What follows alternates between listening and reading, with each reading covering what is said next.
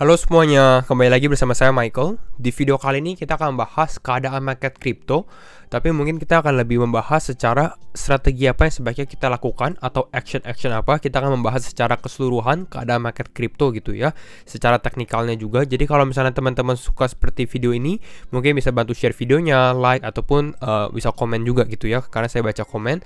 Dan ya, kita akan langsung masuk aja seperti biasa ke dalam pembahasan. Kita update dulu market kriptonya. Untuk hari ini bagaimana? Hari ini masih sedikit koreksi lagi ya, melanjutkan koreksi yang sebelumnya. Market kripto overall mengalami penurunan sekitar 2,6%. Kita lihat Bitcoin turun sekitar 2,3%, Ethereum turun 2%. Jadi rata-rata memang ini mengalami penurunan, maupun altcoin ataupun Bitcoin. Tapi mungkin kalau teman-teman perhatikan altcoin mungkin sedikit lebih berdampak, dan biasanya memang ini cukup normal, dimana kalau terjadi penurunan biasanya Bitcoinnya turun sedikit, altcoinnya turun lebih banyak lagi gitu ya, kita sudah tahu. Dan kita lihat secara 24 jam terakhir, wow, ini Anchor Protocol malah mengalami kenaikan lagi ya, dia naik sekitar 14,9%, cukup signifikan di saat market crypto seperti ini ya. Ada Kava, H-bar juga naik. Beberapa altcoin mengalami rebound sedikit gitu ya, tapi majority atau mayoritas masih mengalami penurunan. Bisa kita lihat juga di sini ada Rose, GMT, Audio, Glimmer, dan lain-lainnya. Untuk Fear and Greed bagaimana? Fear and Greed Index kembali lagi ke level Fear. Jadi ini teman-teman bisa perhatikan. Nah, kita bahas dulu. Apa yang membuat sebenarnya market crypto ini mengalami penurunan lagi sih gitu ya? Sebenarnya video ini sempat kita bahas di video terakhir kita, kripto merah, apa alasannya? Nah, alasan utamanya sebenarnya ini kembali lagi ke dalam keadaan makroekonomi gitu ya. Keadaan the Federal Reserve, dan memang lebih terfokus terhadap the Fed Minutes atau laporan dari Federal Reserve-nya sendiri gitu ya, pada saat dia melakukan FOMC meeting. Nah, mungkin beberapa dari teman-teman penasaran, emang ada efek ya terhadap makroekonomi terhadap market crypto. Dan sebenarnya jawabannya tetap akan ada efek juga setiap keadaan makro ke financial market, bukan hanya kripto, tapi mungkin buat obligasi, bonds, saham, itu semua terkena dampaknya. Dan salah satu contohnya mungkin ya, secara familiar kita bisa lihat ini di bulan Maret, kalau teman-teman masih ingat juga dan ikutin update, di bulan Maret ini terjadi yang namanya FOMC meeting gitu ya. Ini tanggal 15 sampai 16 Maret. Oke, ini waktu Amerika, berarti kalau di Indonesia mungkin di sekitar tanggal 14 sampai tanggal 15. Dan banyak orang ini yang mungkin membahas FOMC meeting. Kenapa? Karena memang ini menjadi salah satu momen yang bisa mengetahui lah kira-kira apakah market crypto akan kembali rebound atau kembali akan mengalami penurunan gitu ya, karena orang-orang menunggu pengumuman dari Federal Reserve sendiri. Dan kita tahu sendiri pada saat bulan Maret terakhir ini keadaan market ini tidak stabil juga gitu ya. Kita lihat ada konflik antara Rusia dan Ukraina, lalu kita lihat juga inflasi yang cukup tinggi. Dan dampaknya apa? Pada saat terjadi pengumuman, kita lihat ke tanggal 14 Maret, kalau teman-teman perhatikan ini 14 Maret ya, kita bisa lihat di sini. Ini saya kasih garisnya. Ini vertical line tanggal 14 atau 15 Maret di sini, kira-kira garis ini teman-teman bisa perhatikan. Justru yang kalau kita perhatikan pada saat tanggal 14 sampai 15 Maret yang terjadi adalah malah market crypto ini mengalami kenaikan. Ini justru awal mulanya lah bisa dibilang. Jadi ya, apakah secara berita itu ada dampak? Jawabannya ada gitu ya. Dan kita lihat juga kenapa dampak untuk market crypto mengalami penurunan kemarin sempat turun sekitar 5%, khususnya untuk Bitcoin sendiri ya. Ini dikarenakan oleh tadi yang kita bilang, laporan dari Federal Reserve-nya, dimana secara berita juga tidak terlalu positif gitu ya, dimana Fed plots to start shrinking balance sheet in May sooner and more than expected. Jadi ini adalah neracanya atau balance sheet-nya Federal Reserve yang sebelumnya pada saat ada pandemi COVID-19 di tahun 2020 ya, Federal Reserve cukup beli banyak aset istilahnya, makanya balance sheet-nya bisa dibilang membesar lah gitu ya. Saya tidak ada grafiknya di sini, jadi kurang ada visual representatif gitu ya. Tapi intinya balance sheet-nya membesar, dan sekarang Federal Reserve ini harus mengurangi balance sheet-nya mereka gitu untuk membuat ekonomi lebih stabil dan untuk menanggulangi inflasi gitu ya, khususnya juga dengan ada suku bunga juga. Jadi lebih ke arah monetary policy-nya gitu ya, secara monetary. Dan di sini kita bahas dulu, di sini Federal Reserve is likely to begin shrinking its balance sheet as soon as next month. Jadi di pengumuman ini banyak ternyata banyak orang yang tidak expect juga bahwa mungkin Federal Reserve akan lebih cepat untuk shrinking atau memperkecil balance sheet-nya dia. Dan ini membuat sedikit dampak negatif terhadap financial market, bukan hanya kripto ya, kembali lagi. Dan ya, tanda-tandanya apa? Federal Reserve ini mengambil more hawkish, jadi mungkin lebih sedikit pesimis gitu ya, mungkin lebih sedikit hawkish, dan itu signal dari the Federal Reserve sendiri gitu. Nah, kalau kita perhatikan untuk mungkin financial market lainnya, mungkin kita lihat seperti S&P 500 ya, ini adalah market saham Amerika. Nah, ini kita lihat juga market saham Amerika, ini pada saat hari kemarin ya, juga mengalami penurunan yang cukup lumayan signifikan, bahkan dalam 2 hari terakhir, walaupun untuk hari ini pas opening ini sedikit hijau gitu ya, ini untuk XPX. Hampir sama seperti Bitcoin juga, kita kembali ke dalam chart Bitcoin. Nah, untuk keadaan sekarang, untuk minggu ini sebenarnya masih akan cukup menarik untuk Bitcoin dan market crypto sendiri. Dan teman-teman mungkin bisa pantau, kenapa? Karena memang untuk di minggu ini ya, lagi ada Bitcoin Conference gitu ya. Dan biasanya memang pada saat Bitcoin Conference ini, Bitcoin condong mengalami penurunan gitu ya. Tapi kita nggak tahu, siapa tahu ada pengumuman besar sekali yang tidak di-expect oleh market, dan mungkin itu membuat Bitcoin tiba-tiba naik kembali gitu ya. Tapi kembali lagi, ini hanya sebuah analisa juga. Dan kalau misalnya teman-teman yang mau mengikuti Bitcoin Conference ini 2022, sebenarnya bisa secara gratis juga atau free. Dimana nih kalau teman-teman mau lihat, ada Bitcoin Magazine gitu. Jadi teman-teman bisa nonton live streamnya, walaupun ini menggunakan bahasa Inggris gitu. Tapi kalau teman-teman yang bisa, mungkin bisa nonton ini juga dan mendapatkan mungkin informasi lebih cepat. Dan ya, sekarang kita akan langsung masuk aja ke dalam chart Bitcoin atau analisa teknikalnya. Tapi kembali lagi, saya disclaimer on juga. Dan ya, teman-teman harus do your own research, dan ini bukan non-financial advice karena keputusan tetap di tangan teman-teman gitu ya.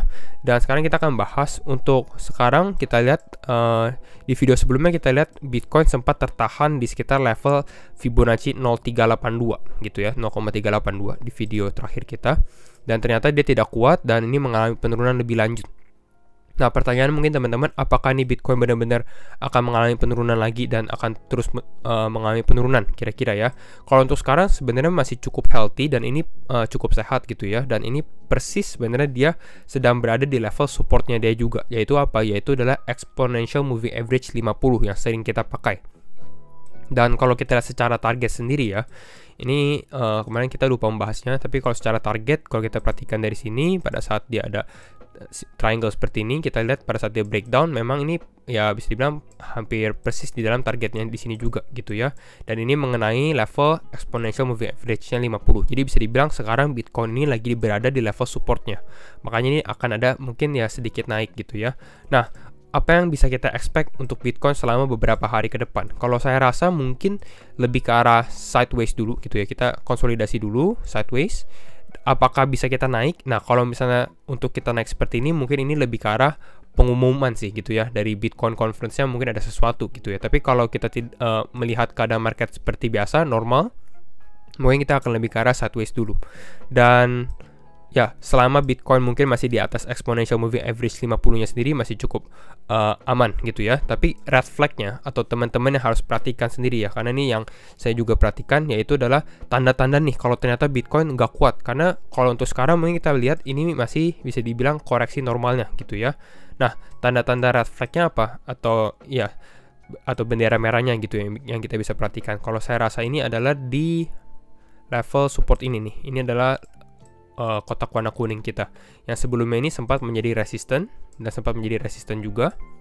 Dan saya rasa kalau apakah Bitcoin masih bisa mengalami penurunan, yes, mungkin masih bisa terjadi dan mungkin bisa tertahan di sekitar level yang ini ya, 42.200 atau 42.500 gitu ya. Dan sebenarnya ini menjadi kesempatan juga sih kalau teman-teman yang mau buy on fear gitu, karena biasanya kalau beli pada saat market merah gitu ya, itu lebih baik daripada kalau teman-teman beli mungkin pada saat market cukup mengalami kenaikan, karena ini lebih ke arah FOMO gitu ya.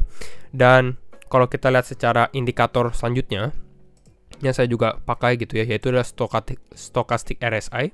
Kalau teman-teman lihat secara indikator sendiri, sebenarnya bisa kita perhatikan pada saat fear ya, pada saat market turun, sebenarnya ini cukup menarik atau kesempatan yang cukup bagus kalau teman-teman mungkin bisa membeli. Tapi bukan ajakan membeli juga sih sebenarnya ya. Kembali lagi, teman-teman harus ada risk management dan money managementnya juga gitu. Dan lebih baik menggunakan dana dingin ya. Bukan lebih baik, tapi harus sebenarnya. Dan kalau kita perhatikan sekarang, Bitcoin sebenarnya di sini kalau teman-teman perhatikan pada saat RSI-nya di bawah sini ya. Di sini ini menjadi momen yang bagus untuk membeli. Kita lihat akumulasi di sini atau dollar cost averaging, dimana teman-teman beli secara cicil juga. Lalu dia naik, lalu dia sempat mengalami penurunan lagi, dan dia mengalami penurunan di sini. Kalau teman-teman perhatikan, secara stokastik RSI-nya lagi kembali lagi di level fear gitu ya, bisa akumulasi lagi. Dan kalau kita lihat sekarang, untuk sekarang sebenarnya ini Bitcoin sudah kembali lagi ke level fear-nya juga nih, udah di bawah. Yang mungkin kita lihat dalam 1 hari 2 hari ke depan mungkin bisa dibilang udah sedikit mengalami bottom dan mungkin bisa kembali lagi mengalami kenaikan kalau kita perhatikan. Jadi ini untuk keadaan Bitcoin sekarang. Dan mungkin satu konsep penting juga untuk teman-teman yang baru masuk kripto gitu ya, karena mungkin banyak ini harus diperhatikan gitu, karena kalau saya rasa banyak dari teman-teman juga yang ada ekspektasi di mana mungkin market kripto ini akan selalu naik ke atas gitu ya, dan tidak akan mengalami koreksi. Apakah bisa seperti ini? Sebenarnya kita lihat memang beberapa cryptocurrency bisa mengalami growth exponential gitu, dia naik terus dan tidak mengalami penurunan. Tapi normalnya pada saat dia naik ya, ini orang-orang lebih ke arah FOMO atau fear of missing out gitu ya, beli dan ternyata pada saat dia di top lalu mengalami penurunan juga. Mungkin dari teman-teman ada pernah mengalami sangkut juga gitu ya di saat ada kripto yang lagi hype.